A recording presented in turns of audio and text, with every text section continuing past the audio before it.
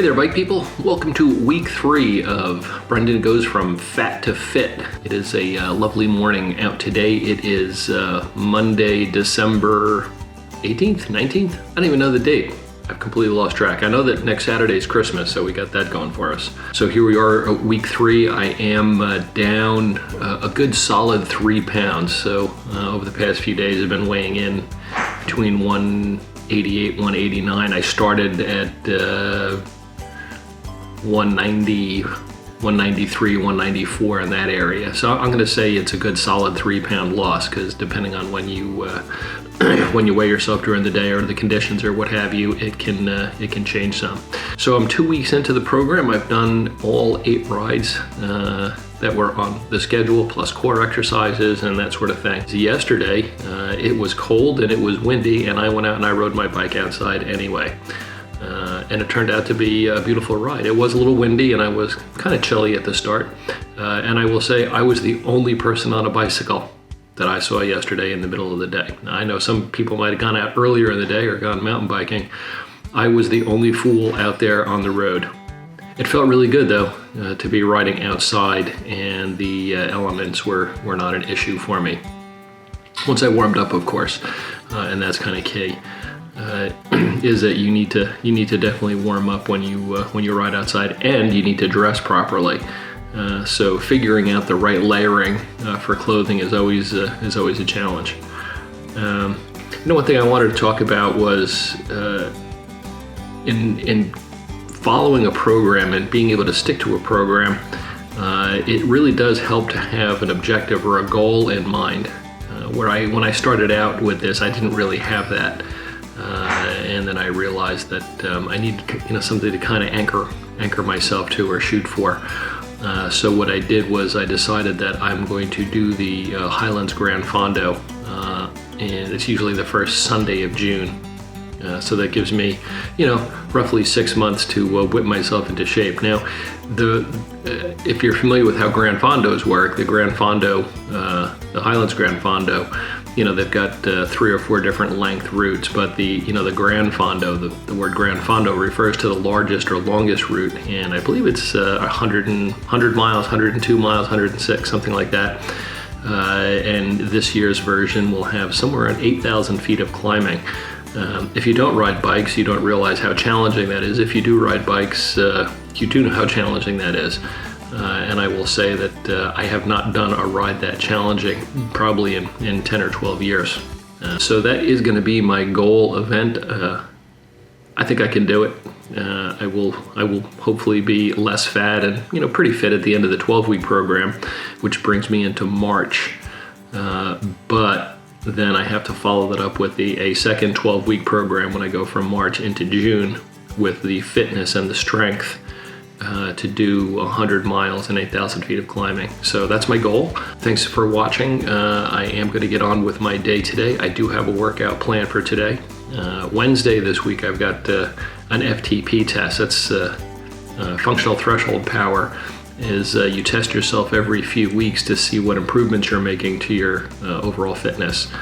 And it should be an interesting day, because it's always hard. It's never any fun to do the FTP test. Well, I find it's never any fun to do an FTP test, but it is necessary to kind of chart your performance gains. So that's coming up Wednesday, and we'll check in with you again next week. Thanks for watching.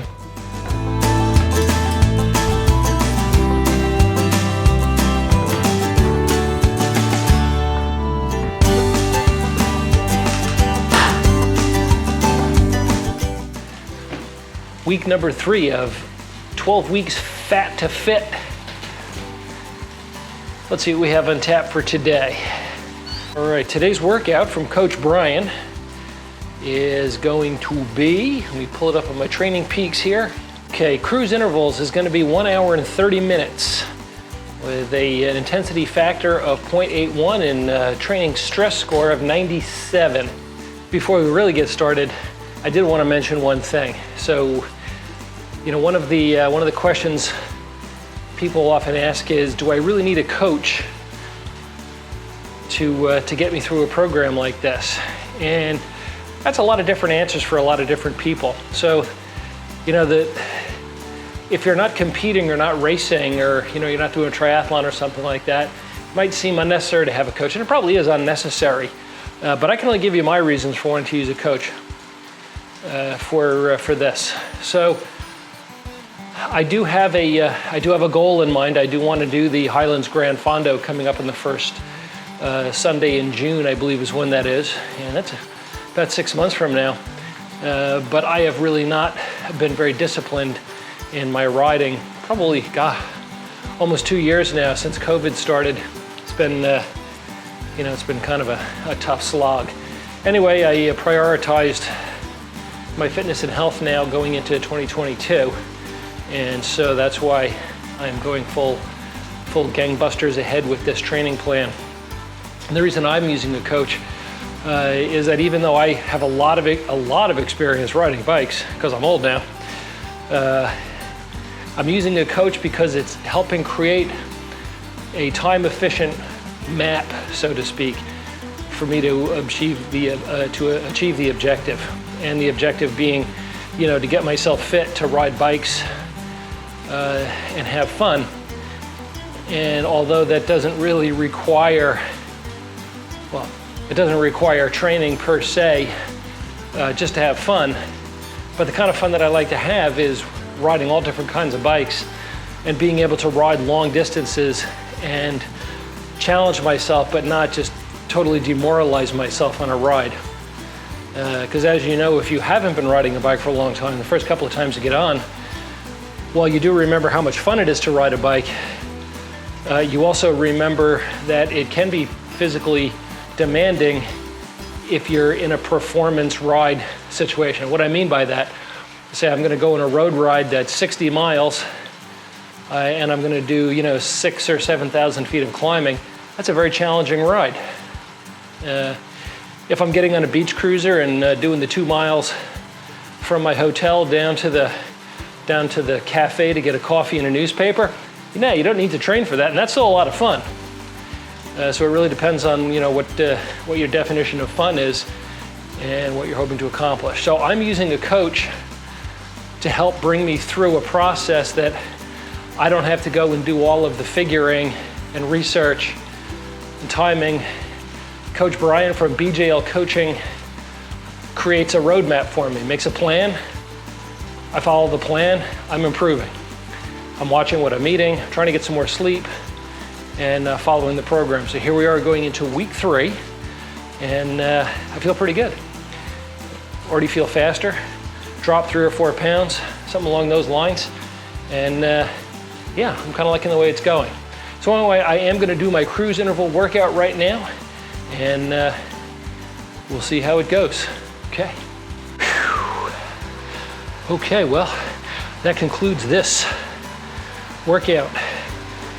This is week number 3, workout number 1. Did not go exactly according to plan. So still pretty tired from yesterday. I was supposed to do 4 of those cruise intervals at 202 watts was the target. That's a zone 4. I did the first 2, no problem. Third one, I only did halfway. Took the break. Fourth one, I only did halfway, and then took the break. So I think yesterday just kind of knocked the stuffing out of me a little bit. Anyway, that concludes this episode of Brendan Goes Fat2Fit in 12 weeks. I'll have to talk to Brian about whether or not I do my FTP test on Wednesday or push it to Thursday. But until then, happy riding to everybody. Keep the rubber side down. We'll see you next time on Cyclecraft TV. Cat and Dog Ride Bikes. Brendan Goes Fat2Fit in 12 weeks. See you later.